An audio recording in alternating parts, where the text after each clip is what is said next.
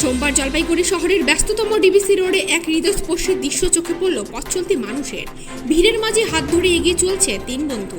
তিনজনই বিশেষ চাহিদা সম্পন্ন, কেউ দেখতে পান না, তবুও জীবনের সঙ্গে লড়াই থামিয়ে দেননি তারা। হলদিবাড়ি ও আশপাশ এলাকার বাসিন্দা ওই তিন যুবক একসময় সেলসের কাজের সঙ্গে যুক্ত ছিলেন, নিজেদের পরিশ্রমে সংসার চালানোর চেষ্টা করতেন। কিন্তু বর্তমানে কাজ বন্ধ হওয়ায় চরম আর্থিক সংকটে পড়েছেন তারা। উপার্জনের পথ বন্ধ, অথচ প্রতিদিনের জীবনের চাহিদা থেমে থাকে না। এই কঠিন পরিস্থিতিতে বাধ্য হয়েই তারা শহরের পথে নেমেছেন মানুষের সাহায্যের আশায়। একে অপরের ভরসায় ধীরে ধীরে এগিয়ে চলায় তিন বন্ধু সংগ্রাম সমাজের কাছে যেন এক নিঃশব্দ বার্তা বহন করছে। কথা বলতে গিয়ে তারা জানান, আমাদেরও প্রতিদিনের খরচা আছে। আগে যা কাজ করতাম কোনো রকমে চলতো, কিন্তু এখন সবই বন্ধ। সরকারি ভাতা যা পাই তা খুবই কম, অন্যান্যদের তুলনায় অনেক কম পাই আমরা। যদি এই ভাতা বাড়ানো হয় তাহলে আমাদের অনেকটা উপকার হবে। দেখুন, যারা চলতে পারে, কিছু কাজ করে খাইতে পারে মহিলাগুলো, ঠিক আছে, ওদের 3000 টাকা না 1500 টাকা করে দিচ্ছে নাকি, কিন্তু আমাদের 1000 টাকা করে, তাছাড়া বাড়ায় না কোনো। তোমাদেরও বাড়ার দরকার, আমাদের বাড়ার দরকার, কিন্তু আমাদেরকে দেখতেছে না। কিন্তু ওরা চলতে পারে, কিছু করে খাইতে পারে, ঠিক আছে, ওদের বাড়াচ্ছে। আগে ছিল 1000 টাকা, তারপর হলো 1500 টাকা, 1700 টাকা, এখন শুনতেছি আবার 3000 টাকা, কিন্তু আমাদের তো বাড়াচ্ছে না। আমরা চলতে পারি না, কিছু করতে পারি না, আমাদের বাড়াচ্ছে না। তাহলে কি নাম জানো তোমার? আমার নাম সুনীল রায়। কোথায় বাড়ি তোমার? আমার বাড়ি হলদিবাড়ি। হলদিবাড়ি কোথায়? হলদিবাড়ি তো না, হচ্ছে ওই যে মালকানি। আমি রতন। কোথায় বাড়ি তোমাদের? আমাদের তো তিনজনে তিন জায়গায়। আচ্ছা, এই একসঙ্গে ঘুরতে হয় তোমরা? এভাবে কি হ্যাঁ। একসঙ্গে ঘোরো? হ্যাঁ হ্যাঁ, কি একসঙ্গে কি ঘোরো? একসঙ্গে ঘুরে বেড়াই। আচ্ছা, কবে থেকে এভাবে ঘুরছো তোমরা তিনজনই? আমাদের বেশি দিন না, আচ্ছা, আমরা ওই আজকে ঘুরে বেড়াচ্ছি, কারণ কি আমরা একটা অলরেডি সেলসের কাজ করতাম তো, আচ্ছা, তো সেখান থেকে বর্তমানে আমরা এখন ইয়েটা পাচ্ছি না, প্রোডাক্টগুলো। তো ওই প্রোডাক্টটা পেলে আমাদের সেলস আবার চালু হয়ে যাবে। তোমার তিনজনই চোখে দেখতে পাও না? হ্যাঁ, টোটালি। টোটালি একদম হ্যাঁ, কিছু দেখতে পাও না? না, তোমাদের বাড়ি কোন কোন জায়গায় তোমাদের? আমাদের হলদিবাড়ির সাইডে। আচ্ছা, এই তিনজনে একত্রে মানে এক জায়গায় হওয়া কি হবে? ফোনে ফোনে তিনজনে আমরা ফোনে ফোনে যোগাযোগ করে একসাথে হই। ফোন কি করে কিভাবে পাবো?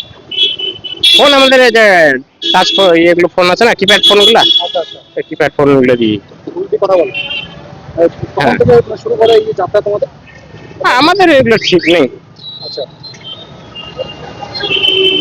সারাদিন? হ্যাঁ, সারাদিন। হ্যাঁ, কিছুক্ষণ পরে ফিরে যাবো।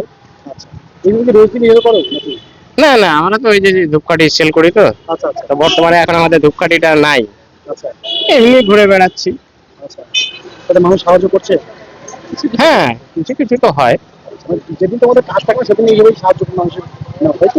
হ্যাঁ, ওটা হঠাৎ যখন আমাদের সিচুয়েশনটা একটু ডাউন হয়ে যায় আচ্ছা, চলার জন্য। দেখুন, আমাদের তো বেশিরভাগ হচ্ছে যাতায়াত করতে গেলে একটা খরচা থাকেই। একদম একদম। শুধু সরকারি বাসেই আমাদের যাতায়াতটা যা একটু কম আছে, আর সরকারি বাস তো চারি রুটে তো অ্যাভেলেবেল না, আচ্ছা আচ্ছা, এই জন্যই। সেই জন্য একটা খরচাও লাগে নাকি? হ্যাঁ, এই খরচার জন্যই আর কি। তাহলে বাড়িতে কে কে রয়েছে তোমার? বাড়িতে তো আমাদের বাবা মা ভাই বোন সবাই আছে, আর তার মধ্যে হচ্ছে বিগত কয়েক বছর ধরে মানে হ্যান্ডিক্যাপদের যে ভাতা, সেই ভাতা বৃদ্ধির তো কোনো সরকার আজ পর্যন্ত চিন্তা ভাবনাও করে নাই। আচ্ছা এবং আমাদের যেটা মেন, দেখুন, প্রত্যেকটা দপ্তরের এক একটা করে বোর্ড থাকে, যেমন পরিবহনের জন্য, জলের জন্য, বিদ্যুতের জন্য। তো সেরকম কিন্তু আমাদের ভারতবর্ষে স্বাধীনতা হওয়ার এই ইতিহাসে আমরা প্রথম দেখছি যে হ্যান্ডিক্যাপদেরকে নিয়ে, অর্থাৎ বিশ্ব প্রতিবন্ধী দিবস 3রা ডিসেম্বরে যে উদযাপন হয়, এটা কিন্তু হ্যান্ডিক্যাপদেরকে নিয়ে অ্যাকচুয়ালি ব্যবসা শুরু করে দিয়েছে ভারতীয় সরকার। সে যে কোনো সরকারি হোক না কেন, বিজেপি হোক, টিএমসি হোক, বা যে কোনো হোক, কেন্দ্র রাজ্য দুজন মিলেই কিন্তু প্রতিবন্ধীদের সেরকম ভাবে কোনো বেনিফিট দিচ্ছে না।